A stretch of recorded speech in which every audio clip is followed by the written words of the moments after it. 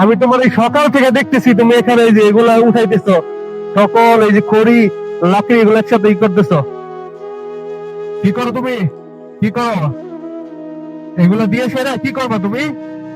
বাড়িতে নিয়ে যাবা? এদিকে আসো, এদিকে আসো, এদিকে আসো। দুপুরে খাওয়া দাওয়া করছো? খাওয়া দাওয়া কিছু খাইছো? আমি আমি টাকা দিলে নিবা তুমি? টাকা দিব, টাকা। এগুলো দিয়ে কি করবা তুমি? এগুলো দিয়ে কি করবা?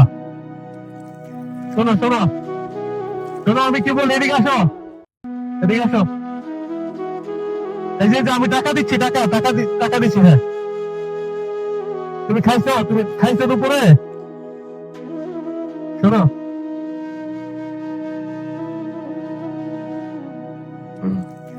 তুমি খাইছো দুপুরে? কিছু খাইছো?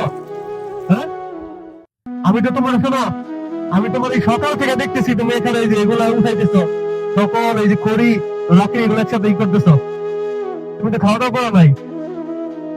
এই নাও, আগে ডান হাতে নাও, ডান হাতে। ও আচ্ছা, এটা দিয়ে কিছু খাওয়া দাওয়া করে না, হ্যাঁ? ভালোভাবে রাখো, টাকা কিন্তু হারিয়ে যাবো, ভালোভাবে রাখো।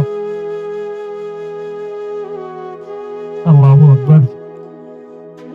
মানুষ, আল্লাহ তাআলা কাকে কোন হালতে রাখে এটা আসলে বলা খুব মুশকিল।